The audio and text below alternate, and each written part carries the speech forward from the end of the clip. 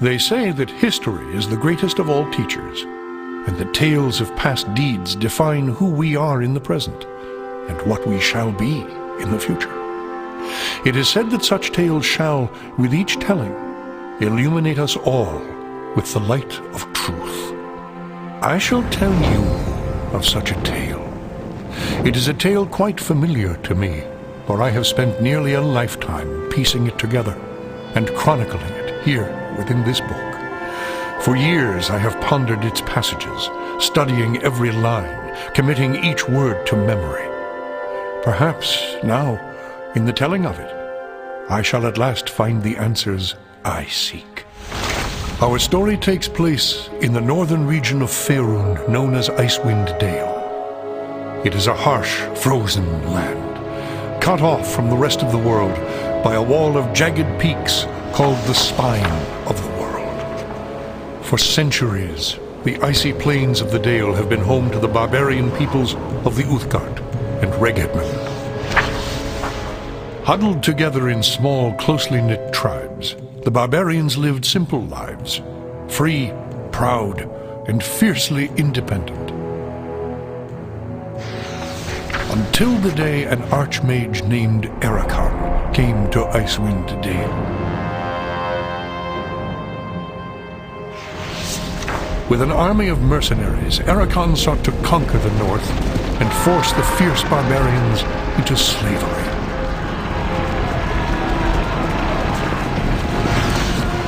Long weeks of battle followed, and the scattered barbarian tribes suffered terrible losses. Defeat seemed inevitable. In their darkest hour, a barbarian shaman named Jared came forth and demanded a council between all the remaining tribes of the north. A respected warrior, Jared persuaded the council to put aside their differences and unite against Erakan. Strengthened by a new sense of purpose, the barbarians rallied behind their new leader. The combined might of the Northmen proved more than a match for Erakan, who had counted on the division of the tribes. Wave after wave of barbarian warriors tore into Erakan's hired army, forcing them on the defensive and ultimately into full retreat. As his army crumbled around him, Erakan had time for one last desperate act before his enemies descended upon him. Drawing upon his remaining power, the Archmage breached the planar boundaries, tearing open a portal to the lower planes. The foolish Archmage's cries of victory immediately turned to shrieks of terror as the hideous and twisted shapes of demonkind materialized from the portal and poured onto the battlefield. The sudden appearance of the demons drove the combatants, barbarian and mercenary alike, to turn to meet the new threat side by side. The remaining warriors bravely charged the portal to drive the hellspawn back and were slaughtered by the hundreds. As his people fell around him, the barbarian shaman, Jared, looked up from the blood-drenched snow of the battlefield and caught sight of a lone figure high upon a ridge in the distance. Jared immediately recognized this vision as an omen from his god Tempus, and in that instant, he knew what had to be done. Shouting cries to his god, he charged through the ranks of the demons and plunged into the portal.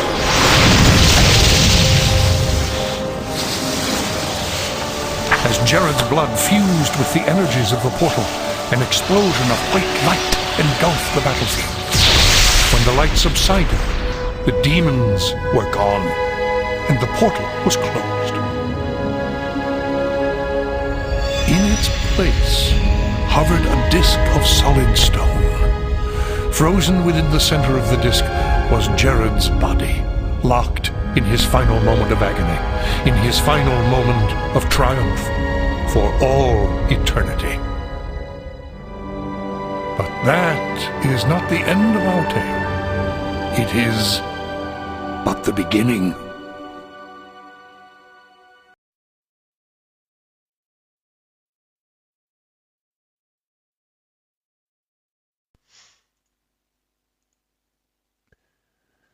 Right, I thought I'd discuss the party that I'm going to roll. Just remove the default characters first. And let's get started. Gender, anything, doesn't matter.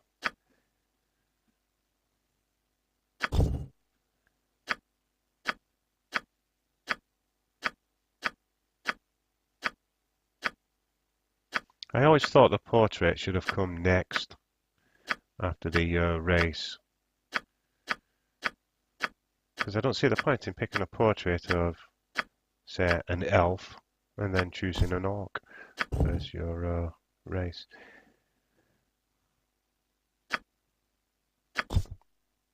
So you go with a paladin. You can see some default kits there on the enhanced edition.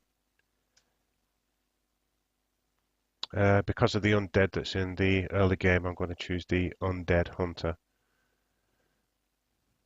But it doesn't really matter. I mean, it's at some point you're going to be fighting other things anyway. So just to make life easier in the beginning, where the game is probably the most difficult.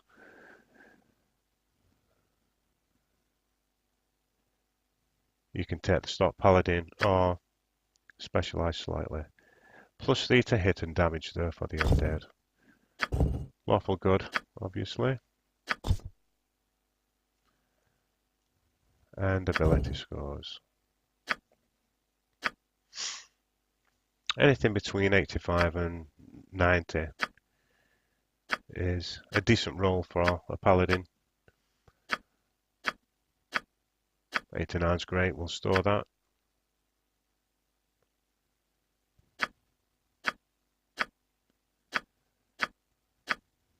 Probably take a minute or two to try and get the best roll possible, obviously. But if you consider Icewind Dale 2, you probably got, I don't know, 76 points, I think, to distribute. So as you can imagine, 89 is more than enough.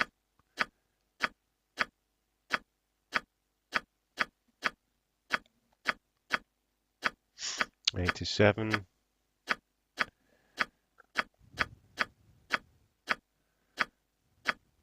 See, we're at the 80s regularly there. It's not a difficult roll, I suppose.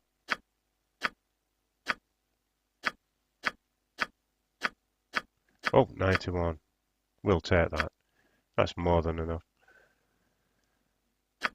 So as you can imagine, the charisma, that gets added later to saving throws. So the charisma's ramped up, the strength is ramped up again. The dexterity doesn't really matter, I don't think. With this being a plate where I don't think you get more than +1 bonus to dexterity anyway. The constitution, that maxes out your hit points, I suppose. So it's always good to have a decent constitution for leveling up. And this is going to be a tanking class. So we'll have a one-handed sword, so the long sword, bastard sword, and the sword and shield style, which is a bit further down. There we go. So we get bonuses to those. The appearances, whatever. It's, I don't know. Yeah, that's alright. Now for the hard part, choosing a voice. Here I come. I may not make everyone happy, but I'll keep us alive. Gods grant me strength. I would be honored. Oh, the Whatever demons of sounds sleep good to hound you. me. I need rest. You'll soon sleep with the Maybe dead. fight it. Steel yourselves! I'll wash me beard in your Number blood. 3. Huh? Attack! 4 sounds good.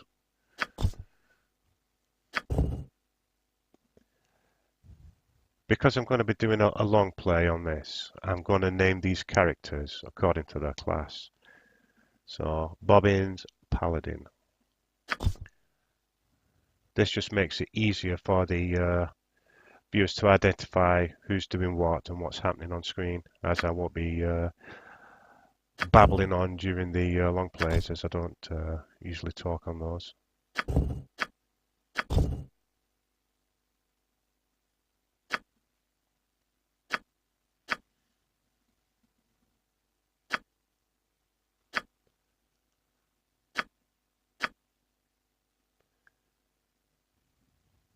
What to roll next?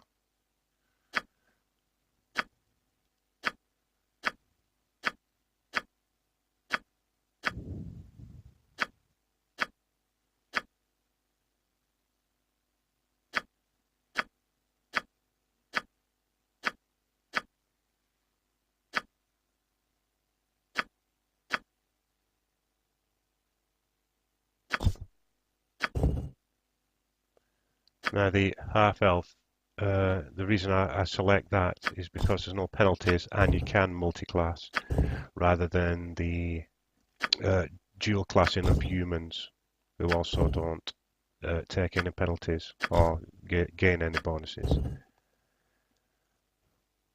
Again, this is going to be a dual class character, so a decent roll is needed. I'm going to say 88 or above would be comfortable for the stats.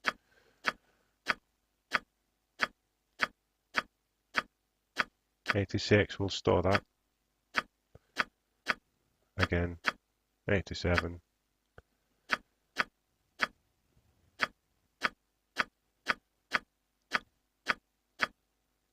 '98. We'll certainly take the 98. I don't think you're going to get a roll as good as that, to be honest. You can put the points wherever you like here now. Without some kind of a mod to modify the roll, I don't think 98 will be seen often. So let's max out the dexterity, constitution, intelligence.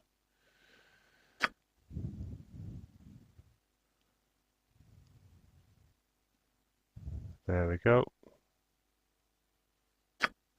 Those are awesome stats for any class.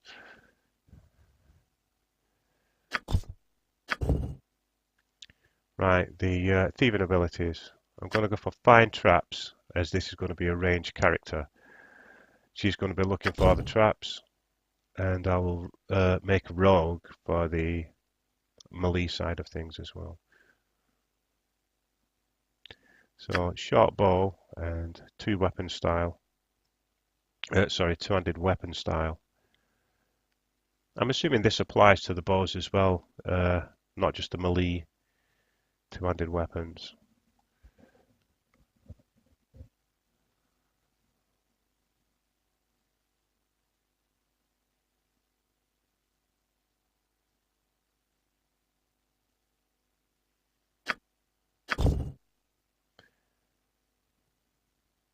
And we'll take an identify and reflected image. Yeah, that'll be okay starting off. We don't really need the identify straight away, so we'll take the mirror image. Change the appearance slightly. There we go. Now for the voice. You would do well to fear a woman's wrath. Queen for a day, is it? Your time draws near. Yeah, we'll take that. And again, the naming convention here is going to be Mage Rogue or Mage Thief.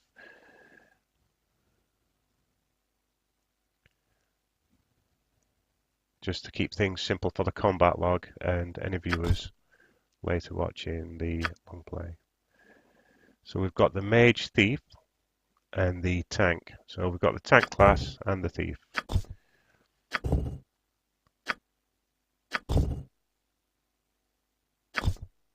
Let's make this another male.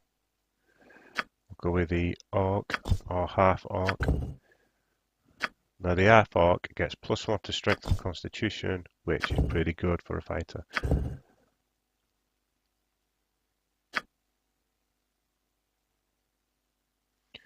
I'm going to take the stock fighter and the alignment, anywhere good, neutral good. And these abilities don't need to be fantastic because all it needs is strength and constitution, to be honest. 82 would do. 86. We'll certainly take the 86 if I don't get a decent 87. That's more than good enough. Take the time to do a few more rolls just in case.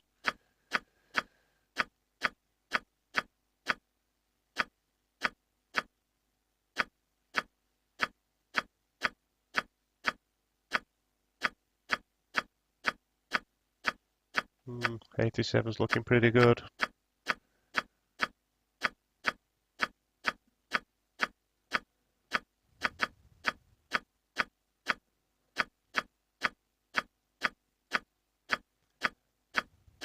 And this will also mean for this character that the strength will go past 18 and the constitution because of the buffs that we got, well, the additions that we got from the race being half orc. 91. Yes, we'll take that. 1869. Dexterity again. It's you can have that at 12, I believe. See, there we go. 19 strength and constitution. Those are the two main ones. I think it's going to be a plate wearer, so the dexterity is not a big issue. You can take the dexterity if you plan on this guy using a bow at some point, you know, and certainly because of the figures we've got, it's worth just covering all the bases, I suppose. But I wouldn't be too worried about that unless he's going to be equipping a bow to do any serious damage.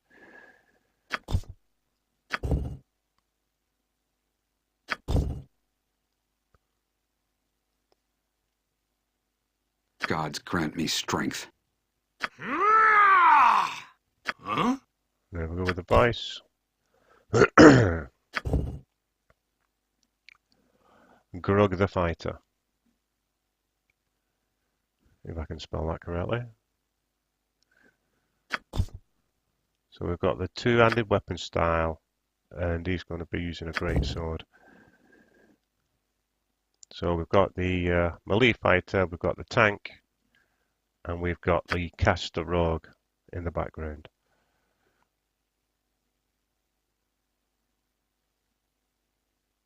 Now this rogue is dealing with the detect traps.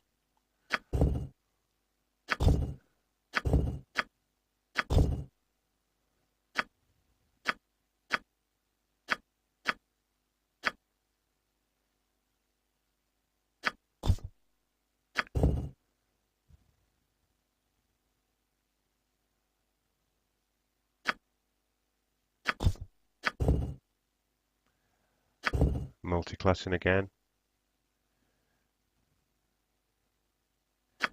The cleric ranger.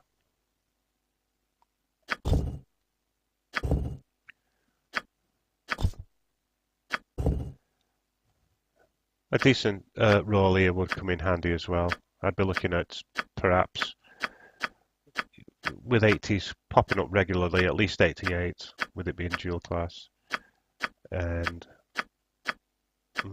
you know, possibly 90. I'd certainly take 88 in a pinch. But as you can see, 80s are common rolls.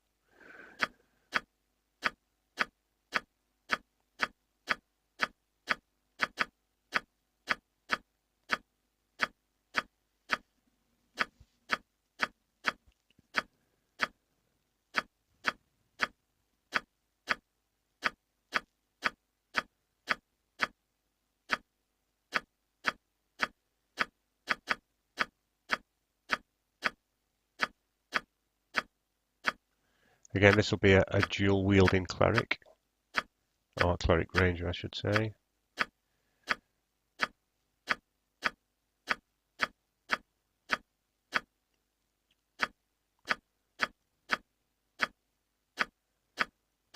And for the reasons of the long play, this is why I'm making the party kind of melee heavy. A couple of casters in the background. Oh, 91. There we go. Just what we need. A couple of casters in the background to keep things ticking over and keep him resting to a minimum. And just throwing a few buffs out and a few heals. And a couple of hybrid classes to step in if the slack needs to be picked up slightly.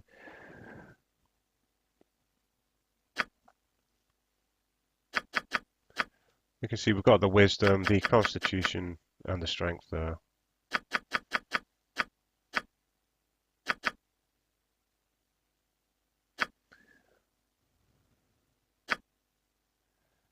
Again, this dexterity is, I think this is going to be a melee character, but it doesn't hurt if you've got the ability score to take it up a bit.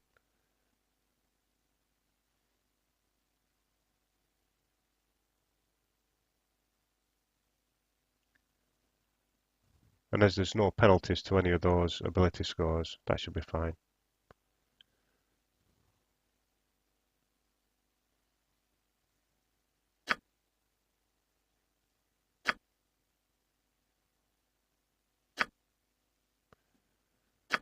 There we go.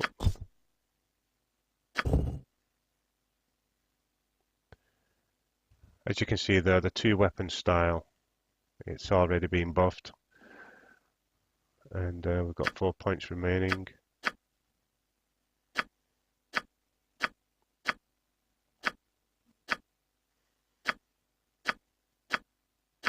There's not a great deal you can take weapon-wise here, so we'll go with the mace and flail. Slash Morning Star. And that's good enough. Again, I want something that will buff the entire party or debuff the NPCs.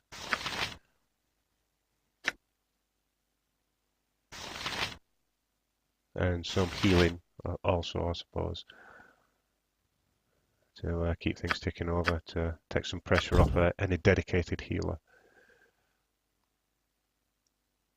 The racial enemy is from the ranger aspect of it, so we do get a bonus +4 there to attack rolls versus cadaverous undead. We'll see those early in the game, which is when we're at our most vulnerable, so we'll take that.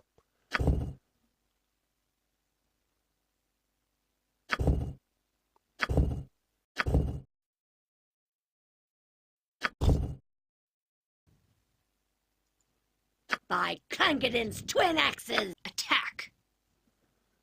My aim shall be true. A stout sword and sturdy shield can take you far. Onward to victory! Which voice to have? Let's dance! So many voices. Which have I already used? Right. Cleric Ranger.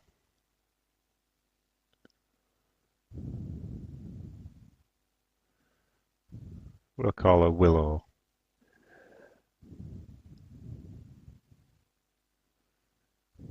There we go.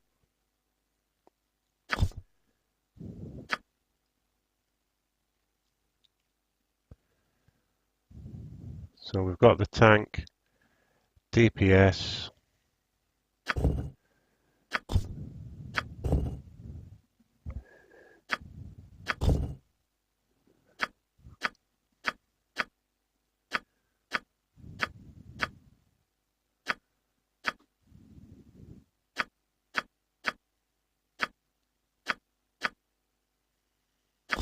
take a dedicated rogue. Again, human, to avoid any pluses and minuses from the races. Default thief will do. Neutral good.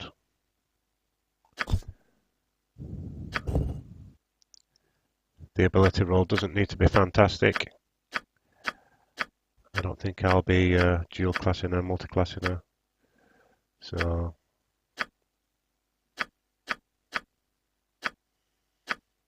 85 would be fantastic.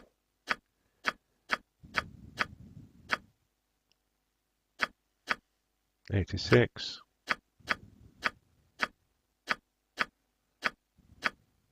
$89. Yes, we'll probably take that.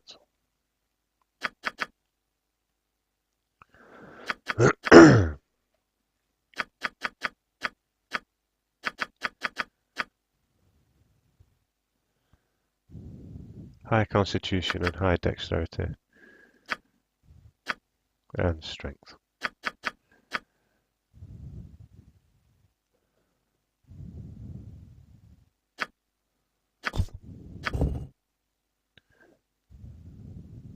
Detect illusion will come in handy later, but not right now. She's going to be using daggers, and that's 2-weapon style.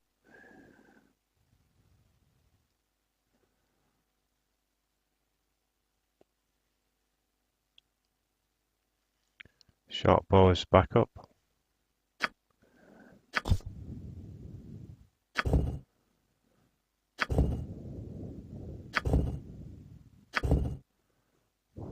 The appearance. And again, which voices have we used? Your time draws near. Let's spill some blood. And a name for the dedicated thief.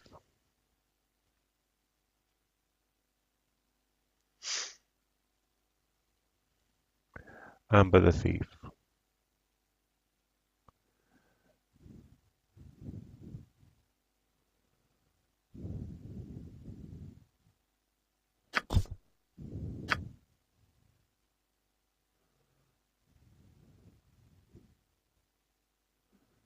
So we've got the mage, we've got the tank, we've got a couple of melee hybrids.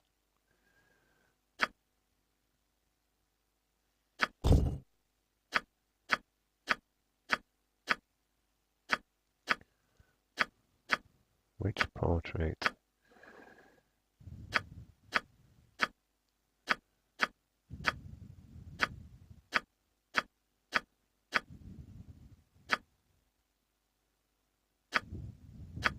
Oh, that's okay. Race.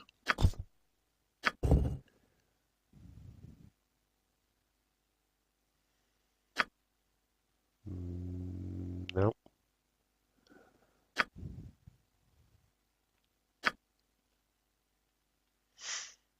As you can see, the pluses and minuses for the different races there.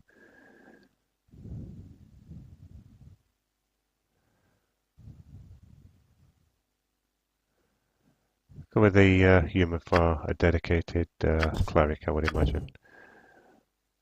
The priest of Tyr.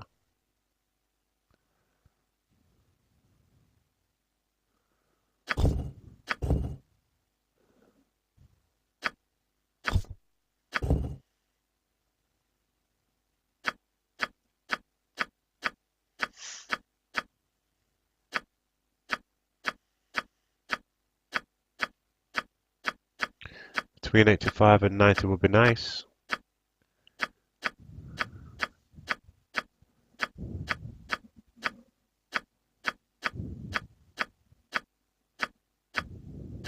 $88.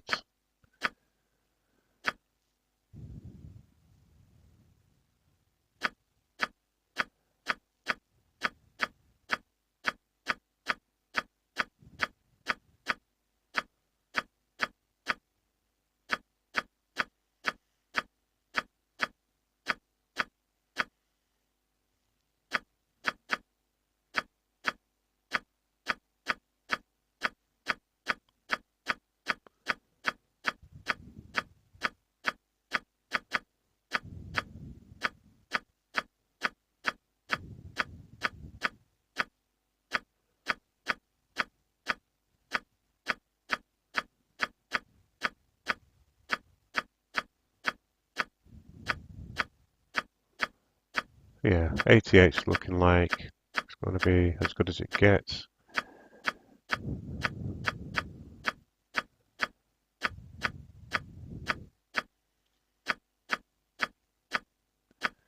It's certainly good enough for a cleric.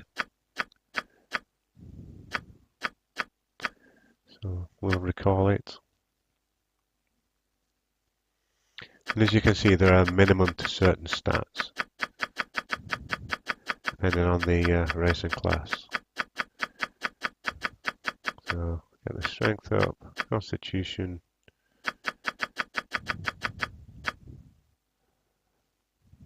and wisdom.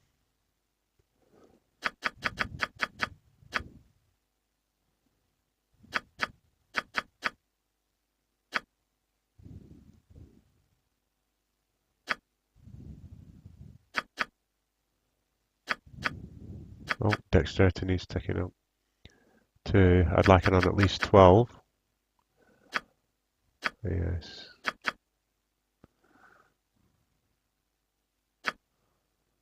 Yeah, that'll do.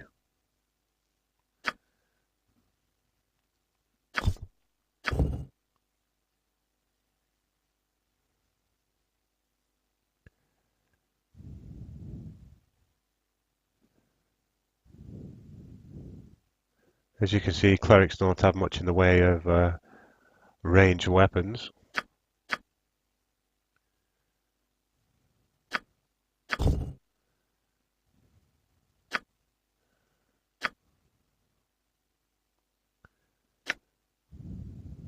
Take a party buff there.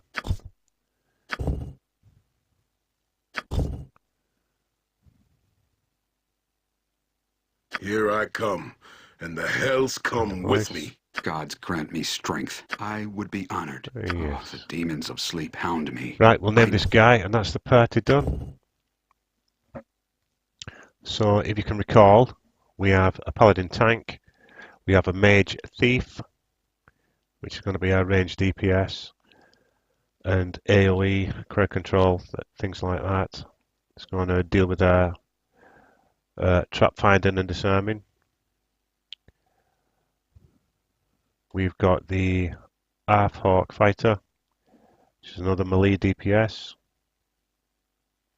We've got the cleric ranger, which is melee again. Edward, the cleric. Again, this guy's going to be on the front lines too, and but the main damage dealers are going to be the paladin, the orc, and the cleric ranger. So, the reason for the party. Because this is a long play and I'm going to be showing lots of dialogue, there's going to be lots of, well, I'll not call it downtime, but there's going to be lots of time where I'm giving the viewer the chance to read what is on screen. I don't believe in telling the viewer to pause the game if they want to read stuff. That isn't how a game works. I mean, the first time I played Icewind Dale, I didn't have to pause stuff and wait for stuff. I just played the game and read it naturally. And it should come across as natural as possible for the viewer too, I think. In a year or two when I come to watch this back myself, I certainly don't want to keep getting up and grabbing the remote and pausing things to read stuff. Anyway, that said, I've made the party quite melee heavy because I don't want to be resting too much. I don't want to be memorizing spells, and if somebody takes a knock, I want to be able to go into the next fight without healing, if I can do, which will minimize the downtime in other respects to make up for the dialogue. As for a beginner's party, a lot of people, the internet is full of what's the best party for this, what's the best character, what are the best paladin stats. The bottom line, in my opinion, I've done years of gaming. I don't fully understand the AD&D stuff, and I couldn't even tell you what's the difference between all the AD&D versions. But the simple fact is, if you roll a default party similar to the one that I've given you there, that might be a bit more. I mean, you can take non-multiclass characters if you wish. You can just have one rogue, one thief, one healer, one mage, one tank, and so on. You don't have to multiclass. You can complete the game. And you don't need to have the best possible stats and the best possible leveling up route to follow to play the game to the end. you're going to find difficult encounters, and certainly at the beginning, I think that new players will, you'll come out of the town or come out of the inn, you'll get into one or two fights and be killed instantly. That is the nature of this game because we haven't leveled up, so I will expect some deaths early on. But you can play this game virtually with anything, as long as you've got a thief in there detecting traps and a healer to heal up. You can pretty much get through this game. It's just with a bit of perseverance. If you want the best possible stats and the best parties, this is not the guide for that. This is for people who are new to AD&D and they want to be shoehorned in as gently as possible without learning too much about the game. You could spend months learning about this and stats, and no matter what party composition you will put forward, someday it will always say, no, change this to this. You will always have someone changing your party. So my advice is just take the stock party, similar to the one I've just rolled, or just take one without any multi-classing in. They'll level up slightly quicker. It's not split between two classes then. And you'll complete the game just fine. Leave it on its stock settings. If you're going to be ramping the game up to its most difficult settings, some of the encounters might be quite difficult, which, you know, I wouldn't recommend. Again, this is for people who's new to the game, and don't get too bogged down because it's complicated. There's a lot involved in the AD&D stuff. Don't get too bogged down with it. Enjoy the story, enjoy the content for what it is, and just let the game flow naturally rather than trying to two-shot stuff by taking a character that's been gimped early on to make him godlike later on. So thanks for listening and enjoy the long play.